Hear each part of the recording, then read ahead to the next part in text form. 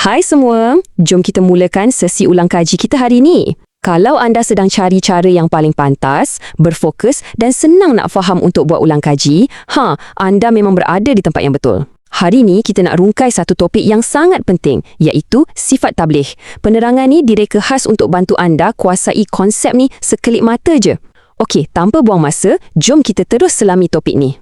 Untuk pastikan kita sentiasa berada di landasan yang betul, ini dia 5 fokus utama kita hari ini. Pertama, maksud sifat tabligh. Kedua, dalil tuntutan berdakwah. Ketiga, kisah dan cabaran. Keempat, kepentingannya. Dan akhir sekali, rumusan. Senang kan nak susun nota dalam kepala? Alright, kita terus masuk ke bahagian pertama. Maksud sifat tabligh. Bila kita sebut perkataan tabligh, apa benda pertama yang terlintas di fikiran anda? Maksudnya mudah je, iaitu menyampaikan. Tapi ingat tau, bagi para nabi, ia bukan sekadar pilihan. Ia adalah sifat wajib. Maksudnya, mereka ada tanggungjawab yang sangat besar untuk sampaikan setiap wahyu daripada Allah Subhanahu Wa Taala kepada umat mereka, tanpa tertinggal walaupun satu huruf. Dan konsep ni sebenarnya sangat dekat dengan kita.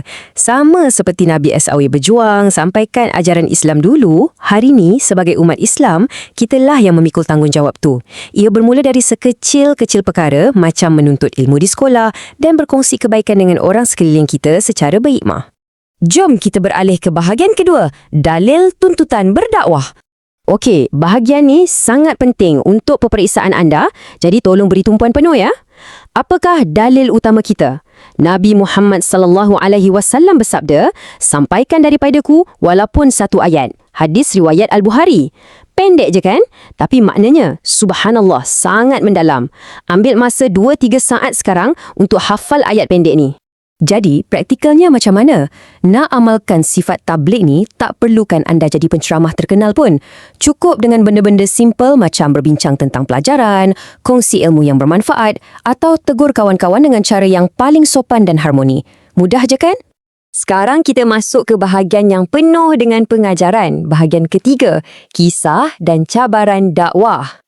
Perjalanan dakwah Nabi Muhammad SAW ni bukannya mudah. Ia ada fasa-fasanya tersendiri. Mula-mula, fasa 1, baginda berdakwah secara rahsia. Kemudian beralih ke fasa 2, secara terbuka di Bukit Safa. Masuk fasa 3, ini fasa yang paling menguji emosi dan fizikal, di Taif. Dan akhirnya fasa 4, dakwah mula dikembangkan melalui surat-surat rasmi kepada raja-raja luar. Cuba anda bayangkan, pada mulanya dakwah hanya bergerak secara senyap-senyap dalam kalangan keluarga terdekat je. Tapi bila perintah Allah turun, Nabi tak tunggu lama. Baginda terus naik ke Bukit Safa untuk seru seluruh penduduk Mekah secara terbuka. Di situlah bermulanya tentangan yang sangat hebat, sampaikan bapa saudara baginda sendiri, iaitu Abu Lahab, menentang dan menghina baginda secara terang-terangan. Tapi, apa yang berlaku di Taif jauh lebih menyayat hati.